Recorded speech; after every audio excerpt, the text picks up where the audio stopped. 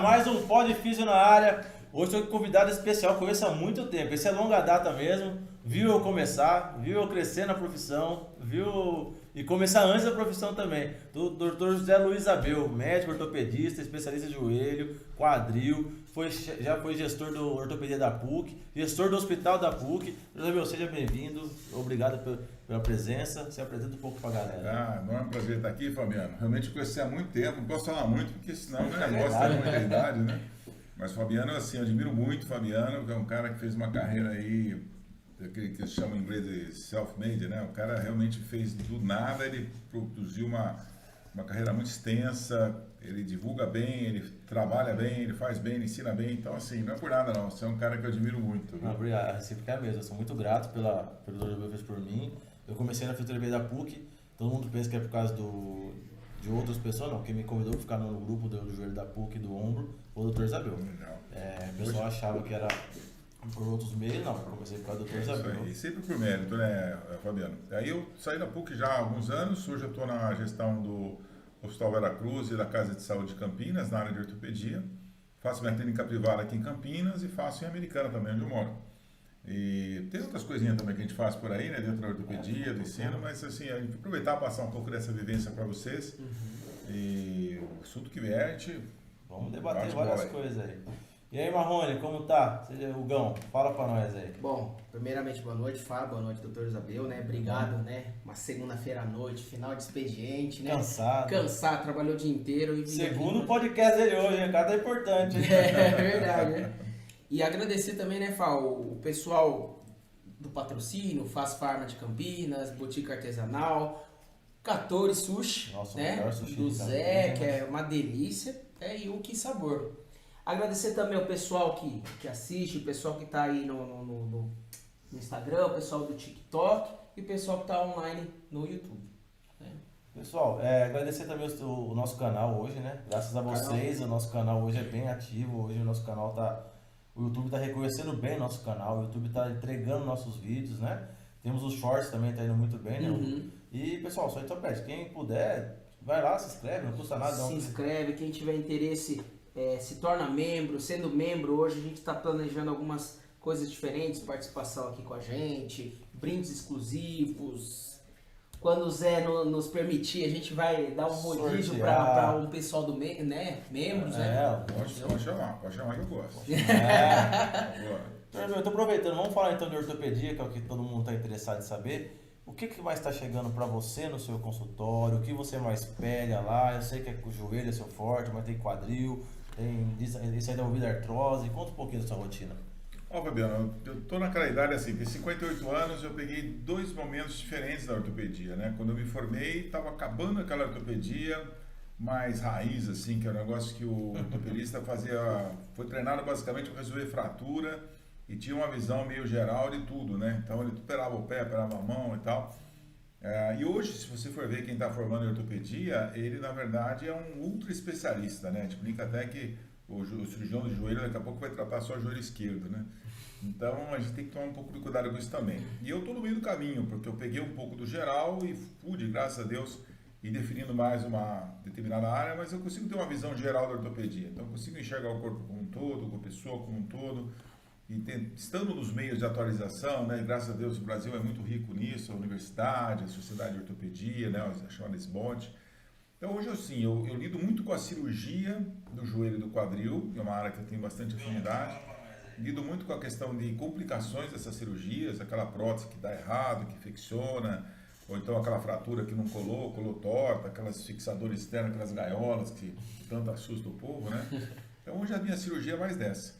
Mas eu gosto muito de falar sobre dor, gosto muito de falar sobre osteoporose, sobre artrose, sobre musculatura, perda muscular, a questão em várias fases diferentes da vida, o que é normal numa criança em termos de um formato de perna, de um pé, o que é a carga normal de exercício, musculatura para um jovem, o que a mulher faz na menopausa para cuidar dos seus ossos e um cuidado especial aqui para os idosos, porque eu acho que todo mundo está vivendo mais, viver mais tem que viver bem faz parte da ortopedia, entendeu? Fisioterapia e ortopedia estão juntos com as pessoas que conseguem avançar até os 80 e aí diante, para ter autonomia, qualidade de vida, depende da gente. Isso é verdade. Que legal. Então, chega lá uma senhorinha lá, com osteoartrose, e aí, o que é a primeira conduta que você faz? Além de pedir os exames de imagem, que é de praxe, avaliação clínica, o ácido, o afísio, o que você encaminha? Bom, a primeira queixa de quem procura ortopedia ainda é, tirando as fraturas, que você já sabe que tem que ir, é a dor, né? Quem tem dor fica pensando, pô, o que eu vou procurar aqui? Dor na coluna, vou no neuro, vou no ortopedista. Então, definindo um pouco as coisas aqui, né? Eu acho que quem tem dor na parte que a gente chama de músculo esquelético, o que é isso? É juntas em geral, músculos em geral, a coluna como um todo. Realmente o ortopedista é o foco dessa pessoa. Pode ser que tenha uma doença que inflame o corpo espontaneamente, aí ele iria mais para o reumatologista, as chamadas doenças autoimunes, assim por diante. Ou é uma fraqueza muito grande, vamos pensar no neuro e tal. Então, o paciente que me procura geralmente vem procurar por dor, né? E a dor muitas vezes tem ligação, se não teve uma lesão, machucado, com alguma perda de função das suas juntas, né? E as juntas das pernas, elas sofrem mais frequentemente que da parte de cima do corpo. Joelho em especial, ela gosta assim, está subindo enormemente a incidência de problemas, porque as pessoas envelhecem, as pessoas estão mais ativas, as pessoas engordam. Então, esse tipo de coisa, mais uma genética de alguém que já tem na família vários casos de um desgaste de joelho. Então, é esse paciente. Aí, quando chega esse ou essa, né? A artrose é um pouquinho mais frequente em mulher, mas os homens sofrem bastante com ela. Eu faço a primeira abordagem em cima assim, o que tem além desse joelho, né? Que é muito simplista chegar e falar, olha, opa, o joelho está doendo, então eu vou te pedir uma ressonância. Não, o que está por trás? Qual que é a história disso? Quanto tempo faz que dói? Você machucou, não machucou? Seu pai, sua mãe, seu irmão tem problema de joelho? O que você já fez por esse joelho até agora? Faz tempo que está doendo? Ou é agora? Aí eu passo um exame físico bom, acho que o médico está deixando o exame físico um pouco de lado, tem que pegar no paciente, tem que examinar o paciente.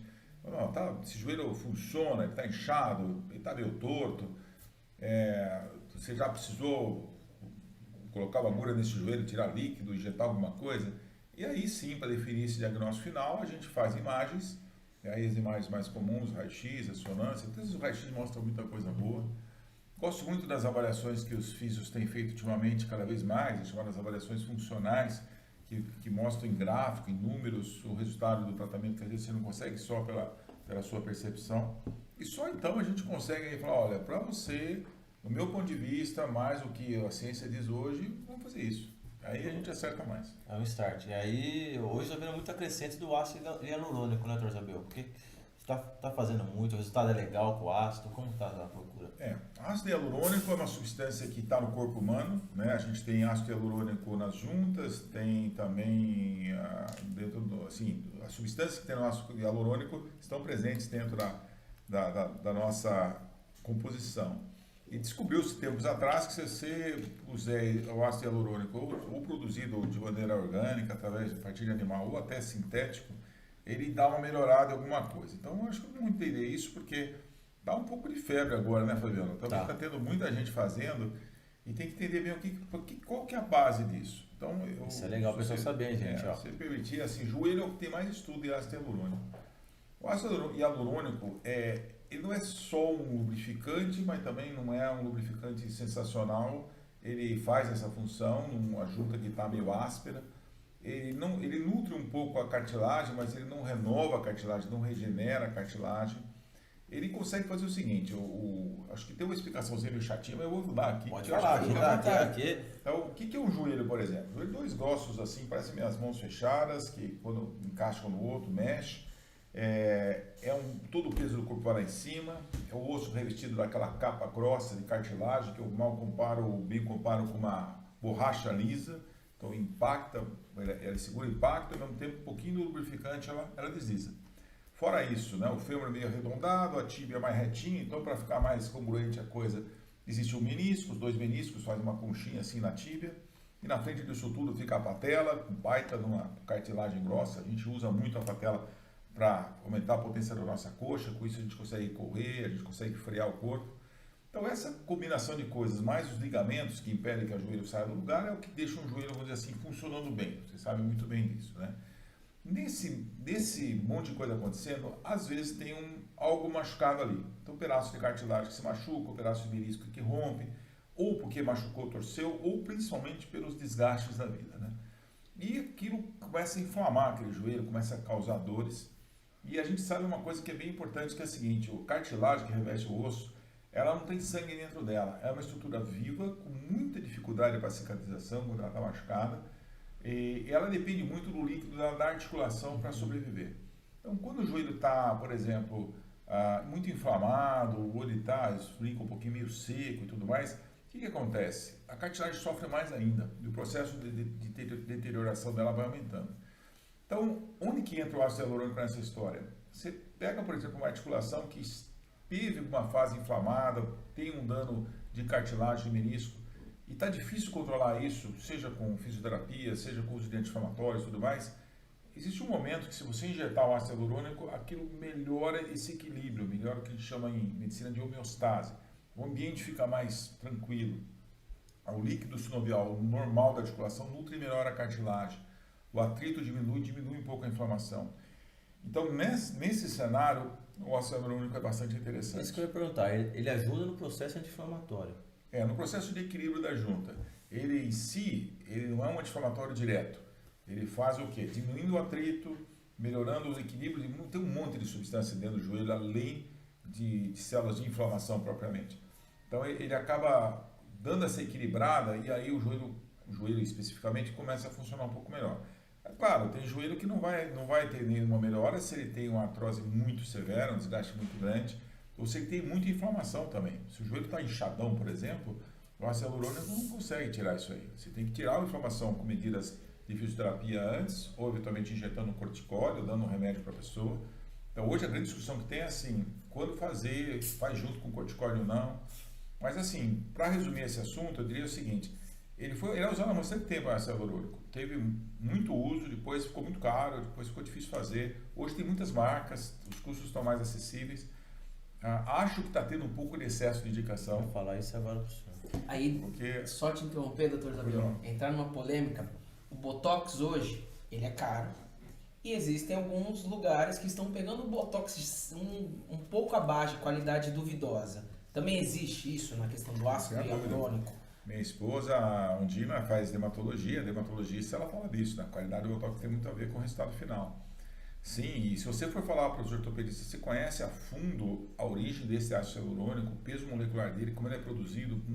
Difícil, porque existem várias substâncias. Peso molecular não é difícil, né, para entender, mas depende um pouco da densidade desse ácido hialurônico. Quanto mais fluido ele é, mais ele se espalha, menos tempo ele age, tem uma ação mais local, mais rápida. Quanto mais denso, teoricamente um pouco melhor para isso, mas ele também inflama mais. Então, se fala hoje de médio peso molecular, então, o peso molecular se mede em Daltons, né? Então, 800, 1000 Daltons. Quantas vezes aplicar? Tem um trabalho recente aí mostrando que se você aplicar 5 vezes no ano, durante 4 anos seguidos, você poderia diminuir a progressão da artrose, mas já imagina 20 infiltrações. Então, assim, eu acho que tem a ver com a qualidade, o momento de aplicação.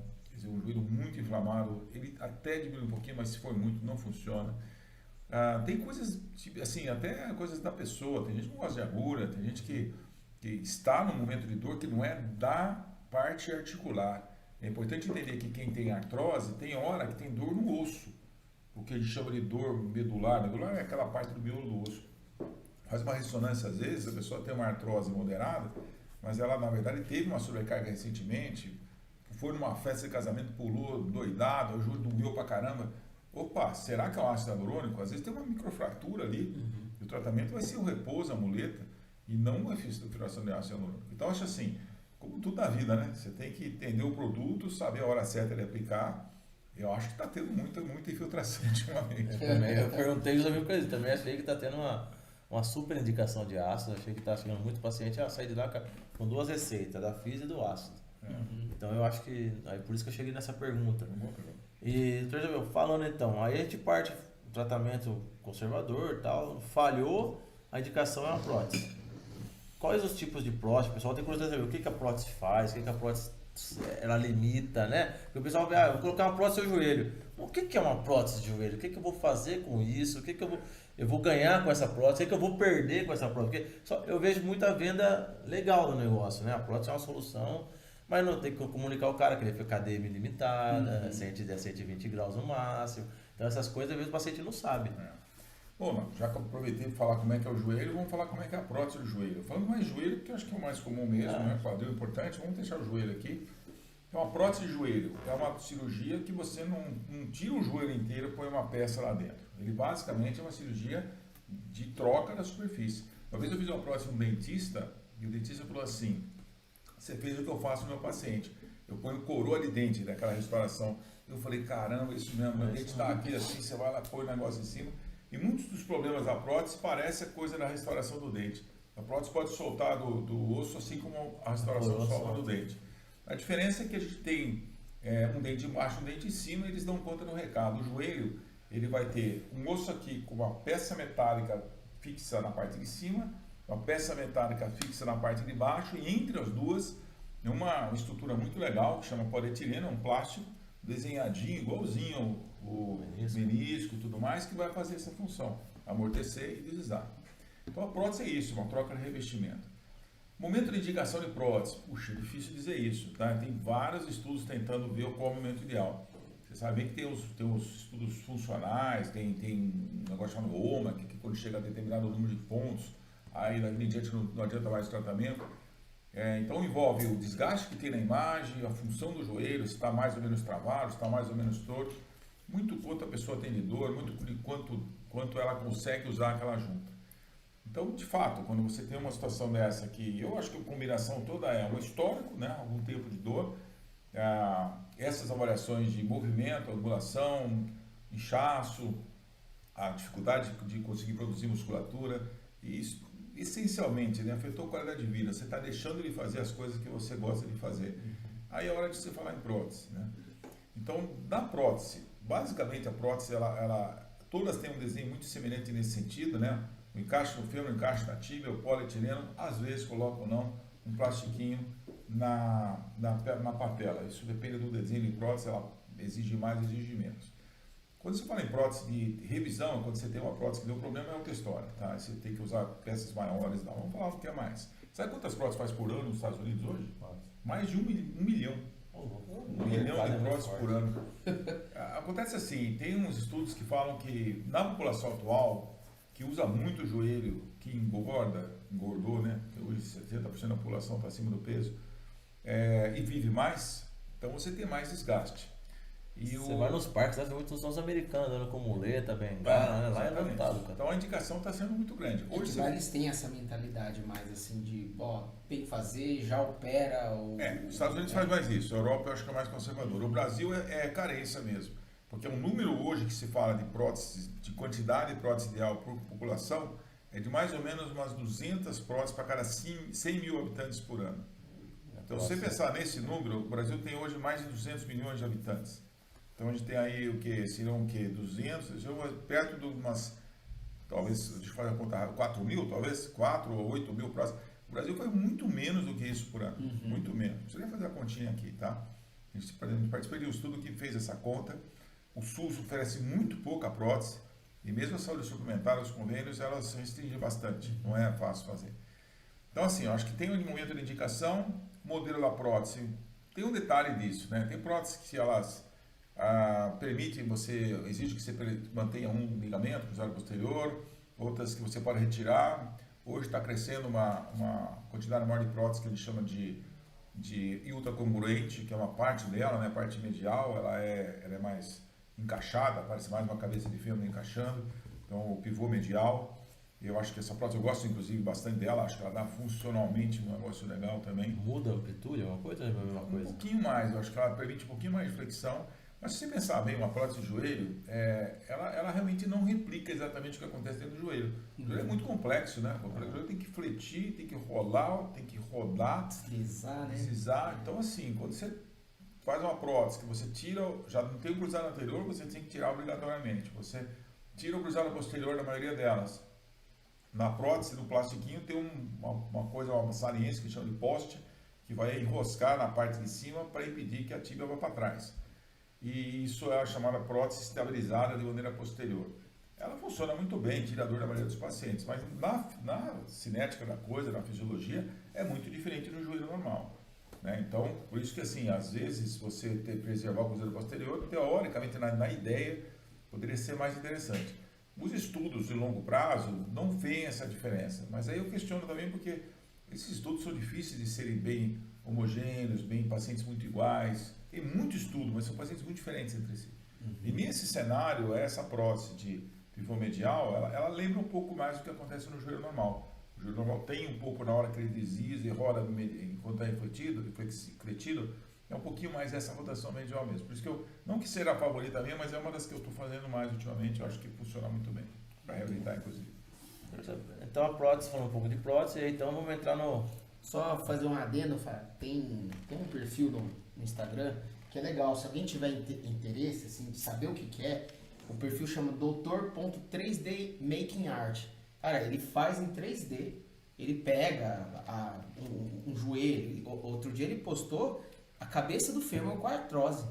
Ele imprime, aí ele pinta, ele faz, cara, certinho, cara. Legal. Cartilagem debridada, assim, sabe? Tipo, Quem tem curiosidade de saber o que é artrose, é legal. Quem que tiver curiosidade, vê lá, depois eu marco o perfil, é bem interessante, né? Chama Jason, muito legal a arte dele, muito bacana mesmo, né? Acho que a informação que tiver é muito boa, tá? Nesse ponto, né? Acho que dentro do bom senso, né? Eu teimei um pouquinho para fazer, hoje eu estou fazendo mais no Instagram, eles fazem a prótese quadril, mostram a cabeça do fêmur, para mostrar, aí você enxerga. Acho legal que você faz antes ou depois, é legal a pessoa ver. Tomar cuidado para aquilo não ficar sensacional, mas assim, é porque tudo tem seu problema, seu risco, sua dificuldade. Mas assim, acho que para quebrar um pouco aquele medo, né? Puxa, vou fazer uma prótese, o joelho é torto, conheço uma pessoa que fez, deu errado, o que eu faço? Essa é a informação que a gente gosta de divulgar. Então, por exemplo, alguém que tem alguma coisa bem clara de entender, desgaste, ok, a capinha de borracha branquinha, lisinha, fica tudo áspera, dá para entender porque dói. Então, legal. E ele faz várias coisas, assim, faz de... Outro dia ele colocou o aparelho masculino reprodutor, então assim, ele vai imprimindo várias coisas em 3D e ele faz bastante para médicos que pedem, assim, tipo, outro dia eu mostrei pra Até você. pode demonstrar, né, pro paciente, né? Ele mostrou os estágios da artrose no joelho, sadio, um joelho já com artrose grau 1, grau 2, grau 3, grau 4, então ele colocou realmente a cartilagem bem gasta, tudo, é muito legal. E aí o último estágio foi com prótese de joelho, é bem assim, visual mesmo, Legal. bem didático. Bem interessante. Então a gente falou de coisas boas, coisas bonitas, né? Mas daí toda a prótese tem o risco. E o risco principal que eu vejo todo mundo falar é a infecção de joelho. Então, o principal para se combater hoje é a infecção. Ou automaticamente a artrofibrose, né? Mas eu acho que... Você sabe que eu acabei entrando nesse meio até por uma questão familiar, né? A minha falecida mãe precisou fazer uma prótese de joelho há 20 e tantos anos e infectou a prótese dela. Então eu, como filho, não fui eu que fiz, né? E meu pai falecido, ortopedista, também não foi ele. Mas quem fez é muito bom, na verdade, médico excelente. Mas aconteceu de infectar. E eu vi do lado de cá, de familiar, o que o sofrimento de uma pessoa com infecção de prótese. Ela nunca mais ficou boa, na verdade. Então eu dedico um bom tempo da minha vida a isso, fiz meu doutoramento nessa área e hoje uma parte do que eu faço é receber o paciente que tem uma dor inesperada de uma prótese, tentar investigar o porquê daquilo. Às vezes é uma coisa mecânica, às vezes é uma questão de despregar a prótese do osso, que eu citei há pouco, às vezes é infecção. Ou o que o pessoal chama de rejeição, um termo um pouco infeliz, porque não é que rejeita, raramente você tem alguma forma de rejeição ou de alergia. Os materiais são muito compatíveis com o corpo humano. Então, quando você vê que tem um joelho que está inflamado, ou tem ou não tem um vazamento, sempre teve muito mais dor do que o esperado, você tem que buscar realmente a tal da infecção. Hoje ela acontece dos ótimos serviços de 0,5% a 1%, mas no Brasilzão aí a gente tem incidências de até mais de 5%, um número alto, uma em cada 20 próteses infectadas.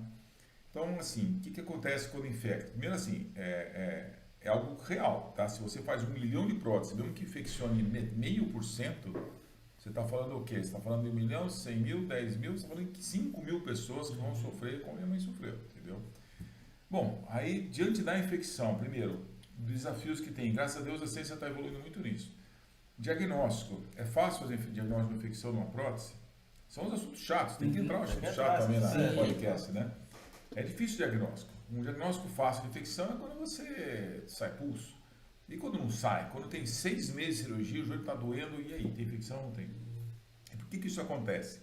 Então, eu vou dar um pouquinho de teoria aqui também. Sabe que os bichinhos, a bactéria, fungo, eles estão na natureza em duas formas. Uma forma é a forma que a gente chama livre. A forma, você pega uma bactéria na tua garganta, é uma bactéria que entrou lá, agrediu o seu corpo, você agrediu a bactéria, aquilo deu inflamação, deu febre, deu pulso e aí você sabe o que tem. E tem uma outra forma muito inteligente que as bactérias fazem, a gente fala inteligente porque isso foi descoberto não tem 20 anos, bactéria, suponha que isso aqui seja um osso formado de Coca-Cola, então, okay. É uma osteoporose. Aí você meteu uma prótese aqui, a única tampinha é uma prótese. Se deu azar de naquelas horas depois da cirurgia, a bactéria passou pelo sangue aqui, entrou pela pele aqui, chegou aqui, enquanto a bactéria que está livre no sangue, o corpo está lá matando a bactéria, o antibiótico e tal, essa que grudou aqui, ela tem como se fosse um imã, ela vai gruda lá. A que está do lado gruda também. E quando juntam 2, 3, 4, 5, elas mudam o jeito delas agirem. Elas começam a produzir uma secreçãozinha que vai unir uma com a outra. Isso vai criando uma camada inicialmente transparente e vai juntando um monte de bactéria lá dentro. Isso tem nome, chama biofilme. Biofilme. O biofilme ele vai ficando amadurecido conforme passam os dias. Então, 1 semana, 2 semanas, o biofilme ainda faz assim, ele sai. Mas com 4 semanas, 5 semanas, o que acontece? O biofilme fica grudado na prótese. Às vezes você enxerga ele, muitas vezes você não enxerga. E aí não tem Cristo que tire o biofilme de lá. Se o remédio não entra nele, as células de defesa do corpo não entram nele, a bactéria espertamente ela fica menos ativa. Aquela bactéria livre, então tem um nome bonito, chama planctônica, ela é toda agitada, quer brigar com todo mundo. A bactéria do biofilme, ela fica quietinha. Ela fica quase que nem hibernando assim. Só que ela está ativa ainda, mas muito pouco. De vez em quando, algumas delas produzem um pouco mais, saem um pouco de lá para contaminar outros lugares. Nessa hora, inflama. É a hora que a pessoa sente dor.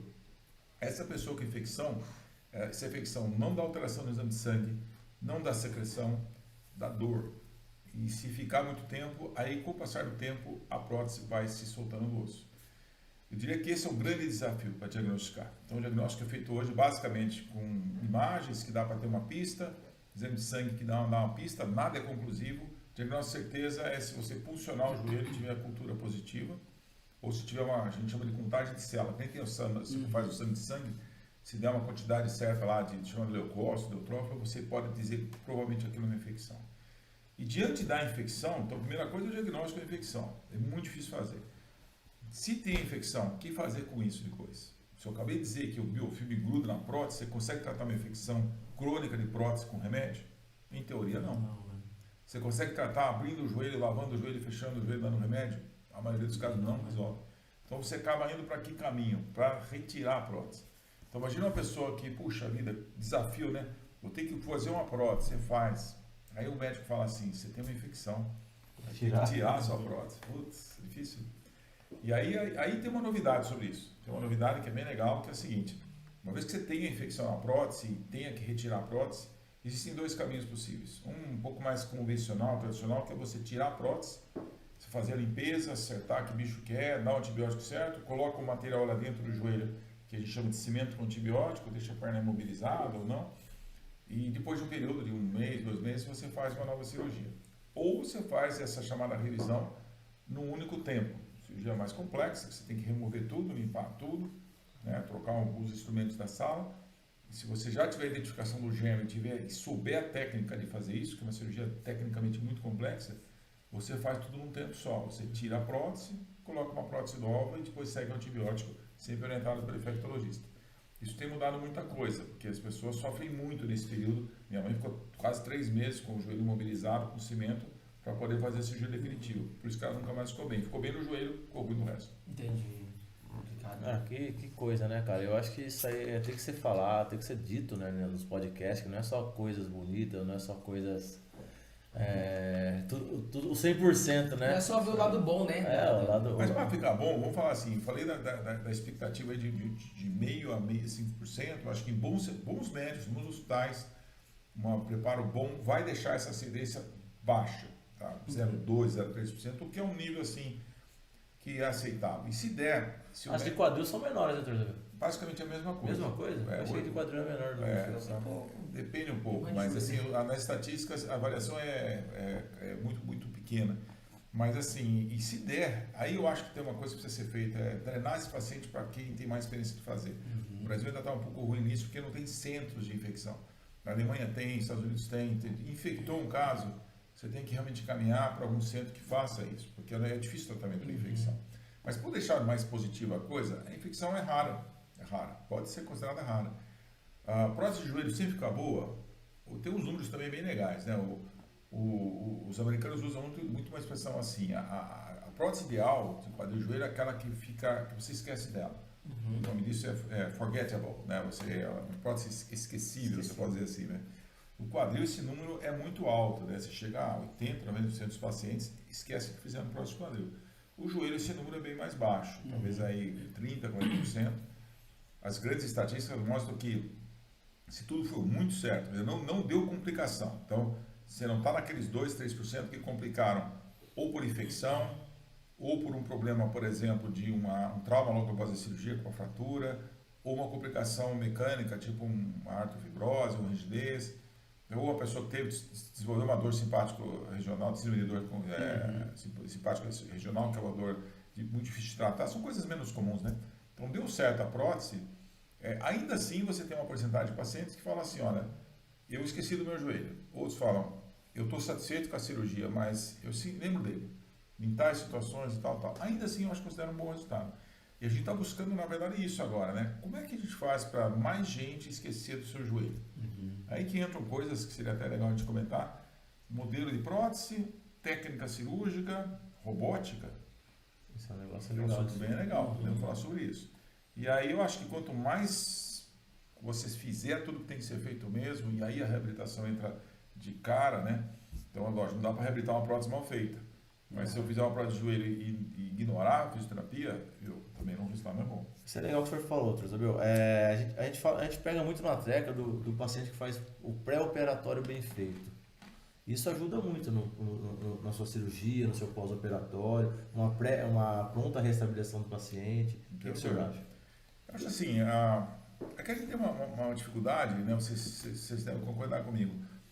Infelizmente, tanto o médico como o fisioterapeuta, a coisa está massificada, né? Então, assim, convênio remunera pouco e tudo mais, é difícil você fazer o que seria o ideal. Todo paciente ter toda uma avaliação funcional, fazer todo um treinamento prévio da prótese. Que maravilha se treinar, desde o uso de um andador, de uma muleta, até os exercícios iniciais. Tem que ensinar tudo na pessoa na hora que ela está cheia de remédio para dor, tensa com a cirurgia, dolorida, aí você vai ensinar ela a fazer os exercícios. É difícil, né?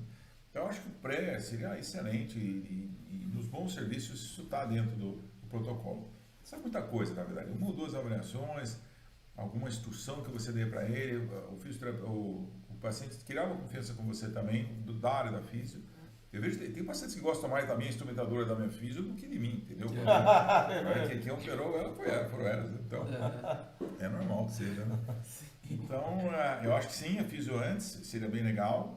E a físio depois, eu acho que ela não pode ser muito mecânica, não pode ser mecânica, que eu digo assim, não pode ser muito tudo igual, entendeu? Hoje faz falta, que eu sinto assim, meu paciente, a maior parte dos pacientes que eu faço hoje são privados e tal, não são de convênio, mas eu sinto muita carência do paciente, daquele acolhimento, daquela coisa, pôr a mão, como é que está acontecendo, falou a palavra certa, explicar o que está vendo, e o próprio fisioterapeuta ter o bom senso, puxa, dá uma tristeza quando o paciente fala assim, eu fiz lá eu tenho muito paciente fora, né, de outras cidades, sabe? Fala assim, o paciente falou, o físio falou que sabia tudo, mas como é que ela fez? Eu estava com 20 dias de cirurgia, depois de russo, aceitou esse dor. Nunca senti uma dor daquela, meu Deus, entendeu? Então assim, calma, né? Às vezes é claro, às vezes uma pessoa que tem menos experiência, aí vocês, puxa, a físio é uma área que é muito rica nessa parte de divulgação, tem muita instrução sobre isso, tem que compartilhar, né? Para um erro ali na hora da manipulação, putz, você estraga tudo que você fez, entendeu? Estourar um plug, alguma coisa ali já era. Não, e outra, né? Ele vai criar aquele receio de você fazer fisioterapia. Né? Aí a gente cronifica. Fez uma cirurgia, então, aí complica para o torcedor. Então a parte médica que é assim, o médico tem que saber tratar a dor do pós-operatório. Prótese é uma cirurgia muito dolorida. Então, tudo que foi feito para melhorar essa dor deve ser feito. Tem uma expressão que chama de pré-emptivo, quando você às vezes faz algumas medicações antes da cirurgia. Na cirurgia também funciona essa expressão, porque quando você faz além da anestesia, às vezes geralmente barraque, né? Você também faz uma anestesia local, faz uma anestesia chamada regional. Sai da cirurgia, manter o paciente, claro, o paciente reage às vezes não tão bem com os remédios, Mas fazer uma associação de remédios, chama-se isso de terapia multimodal de dor, e você consegue controlar a dor para poder chegar na melhor condição possível para você, fisioterapeuta. E o físio, no primeiro momento que pegou o paciente, entender isso. A dor é muito subjetiva, tem um histórico sobre isso, tem pacientes que são mais sensíveis, tem uma sensibilização central à dor. Esse aí não adianta você falar, vamos lá, que nem parece um crossfit. Não é, meu. Entendeu? É diferente, é devagar, tem o ritmo, você tem que ter na tua cabeça quanto tempo eu posso esperar para ganhar movimento para não dar artrofibrose. O que eu preciso fazer para esse paciente que não está conseguindo fazer isso aqui agora? Qual que é a maneira que eu crio para esse paciente, para desenvolver o controle motor dele? Que ele não está conseguindo, entendeu? E aí dá o feedback do médico, né? Ele também te vê, às vezes vai cada um para o lado e você acaba não tendo essa interação médico e fisioterapeuta. O que eu vejo assim, a dificuldade que eu vejo é isso que o Dr. Isabel falou, a comunicação entre as equipes, né? Às vezes, igual eu, como conheço uma boa gama de Campinas, né? Difícil quem eu não conheço, né? Difícil. Próxima eleição você vai se candidatar? Não, já me falaram, acredita? Já me falaram isso. Mas assim, me facilita. Porque eu tenho vontade, eu ligo direto do Isabel, tá acontecendo isso. Vai ou não? Para, se quer para dar uma olhada. Pode forçar, agora se eu não conheço, eu tenho que ter o feeling, né? Chegar e falar, pô, até onde eu vou? Até onde eu vou, ou então pego, aguardo ela retornar no cirurgião, para ele fazer uma imagem de controle, alguma coisa, para depois dar continuidade. Eu acho que é o feeling de cada um. Não é igual chegar no lugar, cada dobrar a perna da pessoa, a pessoa não volta nunca mais, velho. Mas aí entra o que a gente falou na semana passada, a curva de aprendizagem. Nós já somos um pouquinho mais velhos, né, Fábio? Então assim, eu também me formei, era isso, doutor Jandô. Não, tem que dobrar, LCA tem que dobrar até tal mês. Cara, quantos pacientes você pega, vem com medo de fazer físico, com medo de dor? Sim, um monte. Eu falo, gente, você não vai ter dor. Imagina, meu amigo falou que montaram a minha perna, não sei o quê. Eu falo, gente, você não vai ter dor, cara. Aí você vai, igual eu falo, o cara tá com fricção de LCA. Pô, relaxa o quadril, você vai dobrando você. Não precisa nem eu fazer. Isso é verdade. Não precisa nem eu fazer. Faz toda a diferença. Tirando uma artrofibrose, a gente vai chegar na amplitude desejada, não é? É só saber o feeling. Pois, deu 6 meses já de LCA, né? Não dobra. É o que eu brinco com a equipe aqui. Pra que, igual a LCA, por exemplo, vou entrar nesse assunto depois. Pra que aquela grana de fazer querer o cara voltar logo que você tem 8 meses a um ano pra voltar, cara? Então, aqueles 4 meses primordial, cara, vai na boa. Não precisa arrebentar o cara. Sim. Né? Fazer giro, você pode dar uma saída rotatória, pode frouxar o enxerto. Cara, vai na boa. Eu falo pra todo mundo, eu brigo com os moleques que trabalham comigo. Vai na boa. Você tem 1 ano pro cara ficar bom. É profissional? Você tem 8 meses. Não volta mais antes disso. É a literatura. Exatamente. É a literatura. Então, você falou um negócio legal pra gente, agora falando, tirando as dúvidas de prótese ainda, a robótica. Eu vi que a bariátrica tem robótica, eu vi que não sei o que tem robótica. O joelho também tem robótica? Agora tem sim. Vamos entender o seguinte, para quem não está acostumado, muita gente não sabe nada de robótica, da parte cirúrgica, e eu posso dizer que eu só aprendi porque no hospital que eu estou tem e eu vejo, no caso de cirurgia geral. Então o robô, que quando você fala em cirurgia robótica, o que tem mais evidência hoje é na cirurgia abdominal, principalmente a cirurgia urológica, né, câncer de próstata, muita cirurgia ginecológica, cirurgia aparelho digestivo. E esse robô, o nome comercial que tem mais difundido no Brasil é um que chama Da Vinci, mas tem outras marcas chegando e tudo mais. Ele parece uma aranha, assim, sabe? Um negócio desse tamanho que fica aqui, o cirurgião fica atrás de uma mesinha e essas coisas assim, tem as pinças nela. E aí, conforme o pessoal vai fazendo a cirurgia, faz o acesso, entra lá tudo como se fosse laparoscopia. Eduardo Montesoura. Mais ou menos isso, por aí. E aí ele chega lá e a diferença é a seguinte, o tal do joystick, né, onde o cirurgião está mexendo, ele tem um controle tal que assim, a mão dele tem que ser muito precisa para fazer aquele 1 milímetro. Aqui, aquele 1 milímetro parece 10 centímetros. Então ele consegue fazer com muito mais precisão o movimento. Ele vê um vasinho lá, está ampliado numa tela, ele consegue queimar aquele vasinho. Então as cirurgias são mais precisas, sangram menos, você tira o tanto que tem que tirar, se for um tumor, por exemplo. Então hoje eu acho que já pode dizer que está estabelecido que é uma cirurgia realmente mais precisa. Também não pode, que nem eu tenho ouvido falar assim, mas não tem mais cirurgia geral sem ser robô? Não, porque não tem que ter. Exatamente, custa caro isso aí. Então, enquanto não tem robô para todo mundo, eu acho que sim, tem que ter bons cirurgiões, manter as coisas bem certinhas e tal. Em paralelo com isso, na área de ortopedia, já existe a ideia do robô há mais ou menos uns 20 anos. Mas eu diria que tem uns 5 anos para cá que a coisa começou a deslanchar mais, tem algumas marcas. E o que a robô da ortopedia faz? Diferente dessa, que o cirurgião fica de fora, né? O cirurgião da ortopedia, ele opera ainda, tá? Então ele tem que abrir, ele tem que afastar a patela, no caso do quadril ele tem que abrir, tirar a cabeça do fêmur. Em alguns momentos críticos da cirurgia, e é bom o pessoal saber, quem não está acostumado muito com prótese, que a prótese, ela tem que, para dar certo, variações de 1 milímetro e 1 grau, seja ela para cá, para cá, para cá, para cá, ou de rotação, ou de tamanho, muda o resultado. Pode ter o joelho mais preso, o joelho mais solto, o joelho mais torto, mais reto e tal. Esse 1 grau a gente consegue calcular muitas vezes no olho, na experiência, no planejamento cirúrgico, num bom instrumental de cirurgia. Mas o que está se fazendo agora? Os robôs conseguem, não só o robô, mas o planejamento e tudo que cerca isso, deixar a cirurgia ainda mais precisa. Então, por exemplo, uma cirurgia de robótica hoje, ela é fundamental ter o que a gente chama de navegação. Navegação, ficam 2 câmeras perto da cirurgia aqui, alguns sensores na perna, que são testados antes de começar a cirurgia, tudo isso esterilizado ali. E aí aparece numa TV como essa, tudo o que acontece na cirurgia, mas em gráfico ali, em desenho, em esquema. Então você fala assim, quanto que dobra e estica o joelho? Você faz na perna do paciente, aparece lá. Aí quando você está fazendo a prótese, você faz assim, faz um vale e volga, aparece lá quando você está fazendo. Então o volume de informação que vem é enorme, enorme. Então eu acho assim, a navegação em si traz muito benefício para a precisão da cirurgia. E o que os robôs de cirurgia ortopédica fazem hoje, no joelho especificamente, a marca mais assim, então, vou dizer assim, está mais na frente, ela tem um braço robótico mesmo, parece meu braço assim. Na ponta tem um drill, né, uma furadeirinha, tem uma serrinha, você tem um osso está aqui, né? A prótese tem 5 cortes no osso, assim, no fêmur. Então você fica vendo no monitor, é como se fosse uma pista, parece um pouco o videogame lá do cirurgião, né, geral.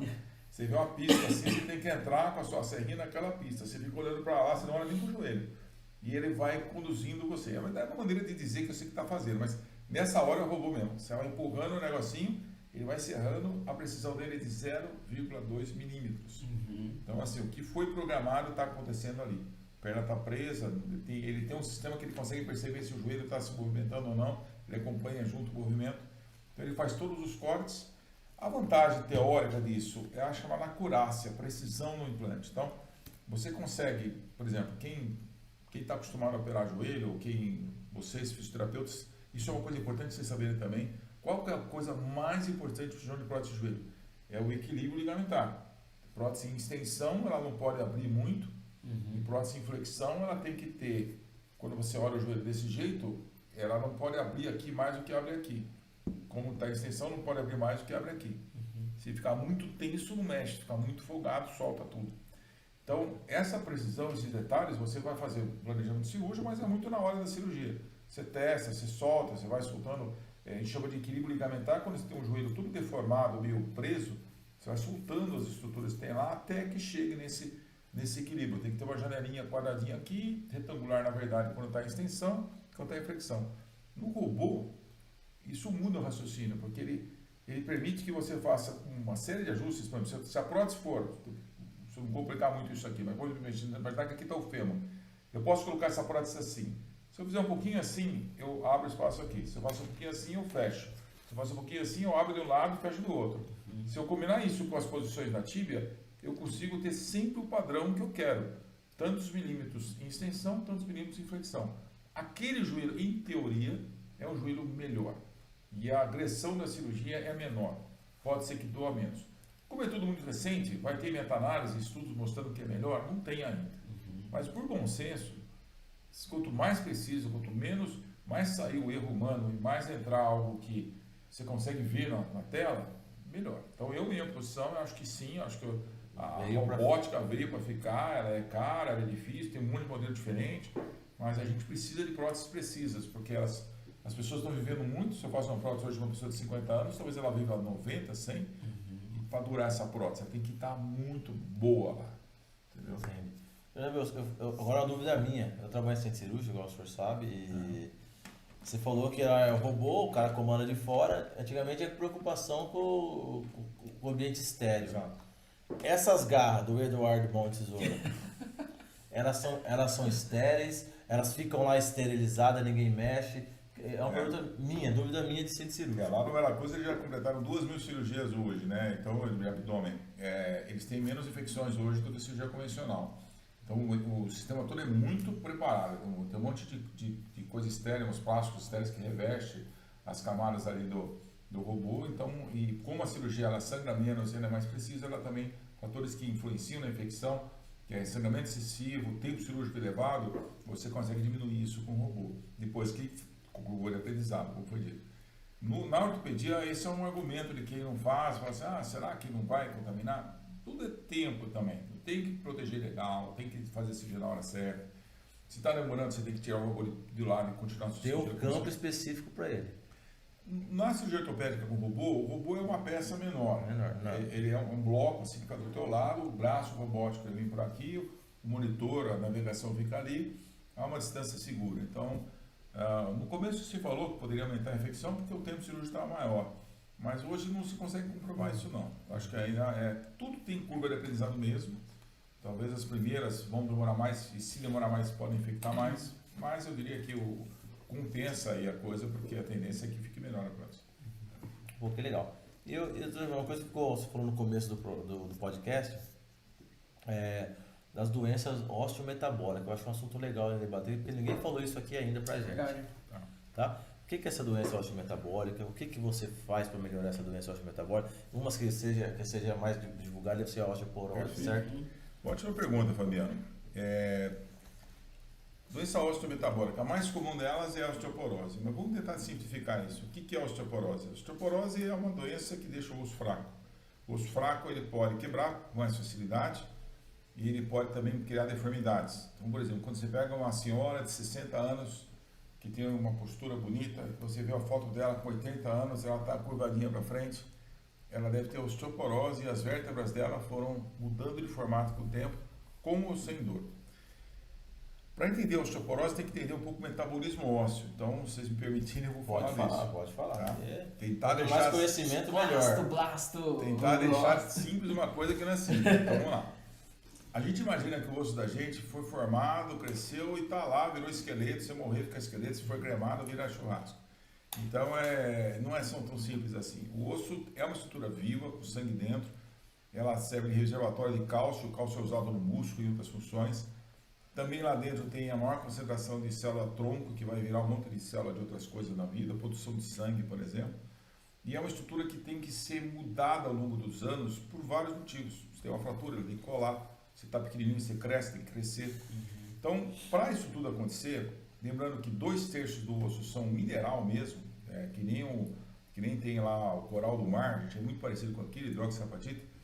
1/3 é orgânico, e desse orgânico uma boa parte é colágeno, e a outra parte é célula. 2% desse 1/3 são células. As células importantes do osso são duas. Esse que você falou há pouco. Uma chama ósteo, de osso plasto, e outra que chama osteoclasto. Aí nome difícil, mas o que eles fazem isso aí? Então isso eu acho legal explicar, porque isso vai ter a ver com tratamento, prevenção e tratamento da osteoporose. O osteoblasto, ele produz osso, mas não é que ele faz assim, forma-se osso, não. Ele pega uma superfície ali, que já tem um ossinho prego, ele produz um gel, que nem eu falei há pouco do biofilme, é quase isso. Esse gel vai ficar ali, e aí, sob influência de alguns hormônios, então hormônio sexual da pessoa e algumas outras coisas, e com a ação da vitamina D, que está diluída no sangue, ela vai atrair cálcio, que também está diluído no sangue. Então, o gel, sob a ação de hormônios, vitamina D, atrai o cálcio. O cálcio pode imaginar o seguinte, como se eu jogasse sal ou açúcar na água, misturasse, pronto, o cálcio está lá. E aí, para trazer ele para o osso, depende disso. Então, ele puxa o cálcio entra em contato com esse gel, o gel endurece. Aí você tem o primeiro osso formado. Do outro lado, você tem o quê? Você tem uma célula que ela vem até de outra origem. Uma vem da célula-tronco, outra vem de células do sangue. O osteoclasto é uma célula grandona que ele tem a capacidade de grudar no pedaço de osso e comer aquele osso. Literalmente, ela dissolve o osso. Então, vamos imaginar o seguinte, vamos imaginar que essa mesa aqui seja um pedaço de osso. Então, ao mesmo tempo, está acontecendo no corpo inteiro o seguinte, uma célula chamada osteoclasto gruda aqui, em pouco tempo ela dissolve aquele osso, cria um buraco. Aquilo libera uma sinalização para o corpo da gente que o osteoblasto chega até aqui e começa a cuspir ali aquele gelzinho. E tudo isso, vitamina D, tal, hormônios puxam o cálcio e aquele gelo endurece. Acontece aqui, acontece ali, tudo ao mesmo tempo, mas o todo está igual. O formato todo está igual. Você vai falar assim, mas isso é importante? É importante, porque nos primeiros 20 anos de vida, isso faz com que o osso possa crescer, tanto em largura como em comprimento. Tem mais produção do que absorção. E uma pessoa de 20 anos hoje, já está provado isso, ela em 10 anos, ela troca o esqueleto inteiro. Nenhum pedaço do esqueleto é igual aos 20 como aos 30. Embora o formato do osso seja exatamente o mesmo. Sensacional isso, porque você renova o teu corpo. Então essa renovação, que eles chamam de turnover, é às custas dessas duas células. Qual o problema da fragilidade óssea? Você tem um momento em que você continua absorvendo o osso, essa aqui que come osso, ela trabalha meio constante a vida inteira. E a que forma osso, ela é muito ativa nos primeiros anos de vida, no crescimento, muito ativa dos 20, 30 anos, hormônio, esporte, e aí ela começa a ficar mais fraca. A mulher na menopausa enfraquece muito. E o homem, com cigarro, com uma vida muito sedentária, também enfraquece. Então o que acontece? Você vai continuar absorvendo o osso e você começa a não formar muito osso. O osso vai ficando mais fraco. Então assim, isso é a base de uma pessoa vir a ter osteoporose. Então, a osteoporose ela tem uma certa predisposição em algumas pessoas. Tem gente que... Qual que é o perfil de pessoa osteoporose? É mais a mulher magra, de pele clara, olhos claros. Se junto com isso ela tem uma menopausa antes dos 40 anos, se ela fuma, se ela é sedentária, se ela tem uma dieta muito restritiva de carne e cálcio, se ela tem um histórico de ter gente na família que já quebrou algum osso de maneira muito simples. Tem até um conceito errado de osteoporose, assim, o osso fica fraco, ele quebra sozinho, né? Quebra e cai. Isso não é verdade. Então, é frágil no sentido de que uma queda, nós três aqui, se a gente cair agora no chão, a chance de a gente quebrar é pequena. A pessoa com osteoporose, esse mesmo tombo, quebra o punho, quebra o ombro, quebra o osso da coluna, quebra o quadril, quebra o tornozelo. Então, essa é a fraqueza óssea da osteoporose. Então, tem esse perfil de pessoas. Também pessoas que tomam alguns remédios que induzem muito osteoporose, então cortisona em especial, corticóide em longa data. Às vezes tem que tomar por causa de alguma doença, tem gente que toma por conta. Cirurgia bariátrica, então quem fez bariátrica e não faz as reposições corretas de vitamina, cálcio e tal, tem mais osteoporose. Então assim, é uma doença muito prevalente, existe muito por causa disso tudo que eu estou falando. Então chegou numa pessoa que tem seus 60 anos, você fala, como é que você sabe que você tem osteoporose? Tem um exame que ajuda a ver, que chama densitometria, um raio-x, dá um gráfico, os números e tal. Ela ajuda em mais ou menos 50% dos casos, isso surpreende muita gente. Mas não é a densitometria, o exame que nem eu faço uma medida de pressão arterial, ou faço uma glicemia, ou ver se eu tenho diabetes. Não. Tem gente que tem densitometria normal e quebra o osso. Tem gente que tem densitometria cheia de alteração e não quebra o osso. O osso também tem a ver com a sua arquitetura interna. Ele tem a parede, tem o miolinho dele, que pode ter mais ou menos resistência, né?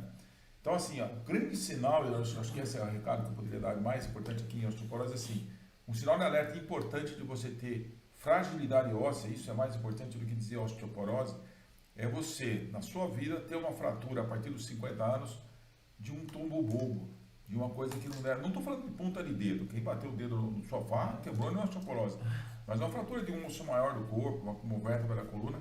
Isso chama muito a atenção. Essa pessoa tem que investigar o que está acontecendo, ver se teve já outras fraturas, ver a densitometria, e nesse conjunto aí você entra com o tratamento. O tratamento é cálcio e vitamina D? Não. Cálcio e vitamina D é necessário, são necessários. Você tem que trabalhar com essas duas células. Você vai dar um remédio para fazer aquela que come osso, dar uma segurada, comer menos osso. E a outra produto. Em alguns casos, a maioria dos remédios são para isso. E alguns poucos remédios que tem hoje disponíveis, reposição hormonal é um deles, é você dar um remédio que estimule a formação de osso. Então, trabalhando nessas duas coisas, você consegue, na pessoa que tem osteoporose, tratar, prevenir novas fraturas. E qual que é o recado final desse papo? Quando que você tem, onde você tem na vida a oportunidade de criar osso, você tem bastante osso, é nos primeiros 20, 30 anos de vida. São nos primeiros 20, 30 anos de vida. Muito exercício, muito sol, muita atividade física, muita alimentação, sem restrição. Cálcio, pode tomar leite ou não pode, Fabiano? Pode. Leite é muito bom. Acho que pode. Só não pode tomar leite quem tem alergia, quem não consegue digerir leite. Tá? Então, o oriental, por exemplo, tem mais dificuldade de digerir leite. Pode ser que não consiga tomar. Mas tem populações que dependem muito do leite. Então, assim, o leite é um bom produto. sem criar polêmica. Eu também respondo. Né? Desde que você consiga digerir bem. Então, assim, o recado é muito exercício toda a vida. Você fazendo exercício, você estimula o osso também. E se tiver uma fratura, opa, fica esperto. Doutor Nabel, pergunta que todo paciente pergunta, osteoporose dói? Então, normalmente não. A osteoporose, olha só que pergunta difícil, era mais fácil antigamente. Eu falava que não. Olha só, tem uma situação curiosa, uma pessoa, por exemplo, nesse perfil que eu estou falando, seus 60 anos, ativa e tal, mulher, magrinha, né, fez alguns regimes na vida, fuma, aí ela começa a ter umas dores nas costas, aí você vai ver dor na hérnia de disco, pé coluna, vai fazer fisioterapia com vocês, está com dor, deu dor de novo. Se você for investigar a fundo, ela pode estar tendo microfraturas por osteoporose. Então ela vai ter dor pela microfratura, tá? Joelho dói com osteoporose? Dói. Se você juntar joelho, a gente aprendeu na faculdade assim, quem tem artrose não tem osteoporose. Então, quem é isso. E vice-versa, porque geralmente o perfil da artrose é o paciente obeso, e o paciente da osteoporose geralmente é mais magro. Mais ou menos, tá? Então, às vezes o paciente obeso pode ter sim uma osteoporose de fundo, e aí com pouca cartilagem, o impacto da pisada, se o osso embaixo da cartilagem está fraco, ele trinca, ele quebra, ele faz aquelas chamadas microfraturas ou lesões medulares ou edema ósseo da ressonância magnética. Aquilo nada mais é do que microfratura, entendeu? Então dói o joelho do osso, aquilo que eu falei no começo, agitar ácido hialurônico nessa pessoa não vai adiantar. Então assim, a resposta para uma pergunta do tipo osteoporose dói, se ela causar microfraturas, ela vai ter dor, vai gerar dor sim. Tá, entendi. Aí tá, galera. Então tá a resposta por osteoporose. Aqui tem dúvida de osteoporose. Não confundir o ose da osteoporose com artrose, com escoliose, cada ose é o seu, entendeu? Essa escoliose é uma polêmica. Escoliose é uma polêmica. Ou você quer falar de um assunto, você quer lembrar? Eu acho que uma coisa que é interessante que o Dr. Isabel falou, e até você trouxe, né? O que é muito comum, né, Dr. Isabel, é que assim, a população vai envelhecendo, ela é menos ativa, ela tem menor densidade óssea, ela fica mais sedentária, perde massa muscular, né? E a gente sabe que muitos estudos hoje olham, né, que a quantidade de massa muscular, quanto mais você preserva ao longo da sua vida, você tem uma saúde geral, né? Você evita inúmeros problemas de saúde mesmo, né? Fora a questão de dor, fora a questão de independência na atividade de vida diária, tudo, né? Como que hoje você enxerga também, por exemplo, já falamos de osteoporose, né? A sarcopenia, como que você hoje enxerga? Eu acho assim, eu tenho uma visão muito ampla disso. Eu acho assim, o ser humano vivia até o ano de 1900, uma média de 33 anos. A idade média era 33 anos, idade de Cristo. Vivia mais que estava lá no palácio, lá na catedral, mas o pessoal morria muito cedo. Não dava tempo, dá nada, nem osteoporose, nem artrose, nem nada. Novinho. Hoje a expectativa de vida nos países é tudo acima de 80 anos, a ponta chegando perto de 90. Então, um corpo que foi feito para durar 50, 60, morria com 30, hoje morre com 100. Então, assim, o que eu enxergo do estudo que você está me dizendo é o seguinte, a gente tem que ter essa mente, porque quando você é mais jovem, e o cara que tem 60, eu tenho 58, já está achando que é jovem também, a gente quer curtir a vida e tudo mais e tal, mas, passa rápido.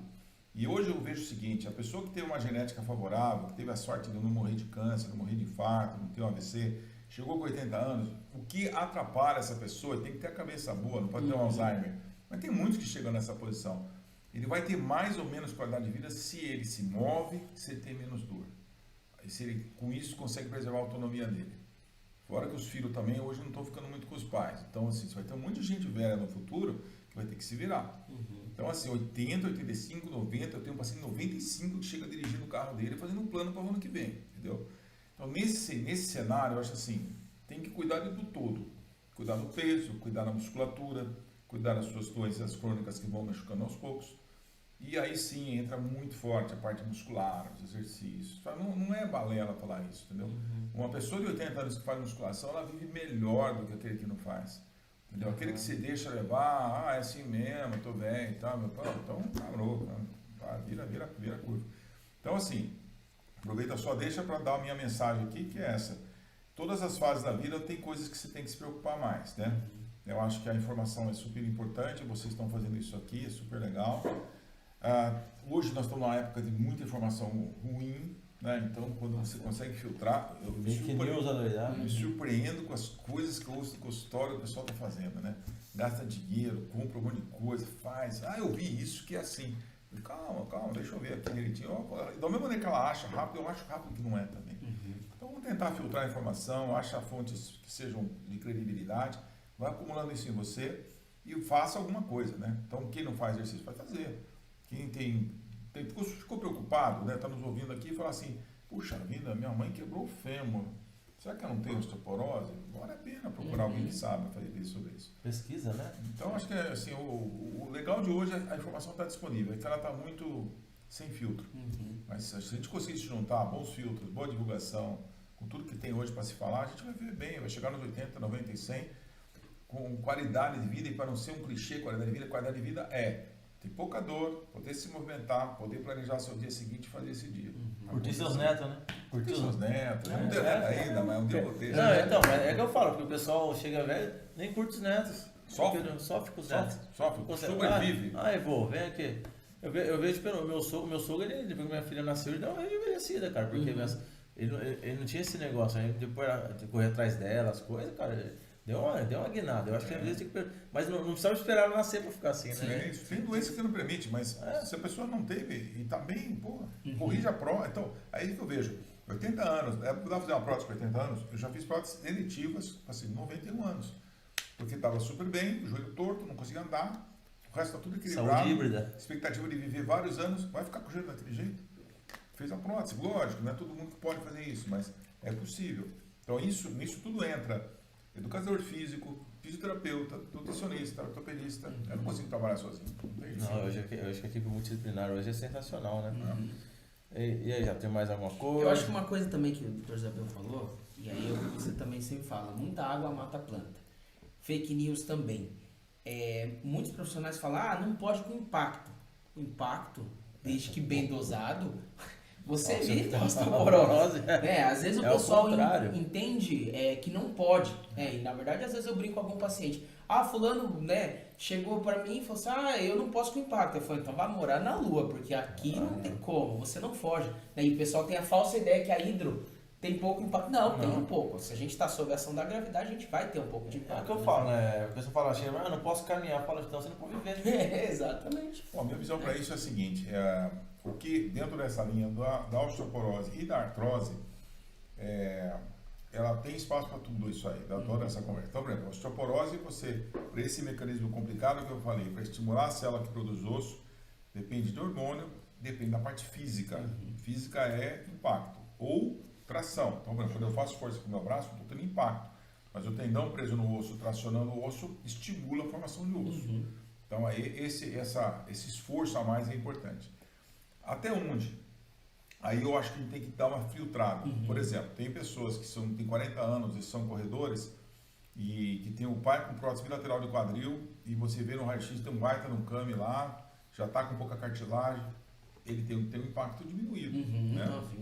Aí você fala, tem artrose de joelho, pode caminhar com artrose de joelho? Eu falo, depende. Tem artrose de joelho que dói, tem artrose de joelho que não dói, tem artrose de joelho que inflama e que não inflama. Tem artrose de joelho que faz lesão medular, de osso, e outros que não fazem. Eu tenho que ir cada um do seu jeito. Tem pessoas que de fato não podem, mas muitos podem. Então, eu acho assim, a gente vai encaixando dentro do que é possível para aquela pessoa. E outra, eu falo que o quadradinho aí do que pode fazer, ele varia muito. Então, por exemplo, o andar, para uma pessoa, eu quero fazer caminhada. Às vezes a caminhada que ela está falando para mim é andar no quintal da casa dela. Estender roupa e outro no varal. varal. Já vim para você e falar assim, posso dar uma corridinha? Como é que você vai correr? Eu corro uns 40 km por dia. Entendeu? Então, acho assim, o impacto faz parte da vida, você pode, deve fazer. Se causa dor articular, você tem que tratar essa dor. É o conjunto. Quanto mais informação, melhor. Não tenho dúvida. Isso é verdade. E bom senso, né? Bom senso. Igual você falou. Passa bastante. Porque assim, posso caminhar? Você fala, pode. Quanto você caminhou? 1 hora. Mas peraí, você nunca caminhou, você vai caminhar 1 hora? Não faz sentido, né? Eu falei no outro podcast, né?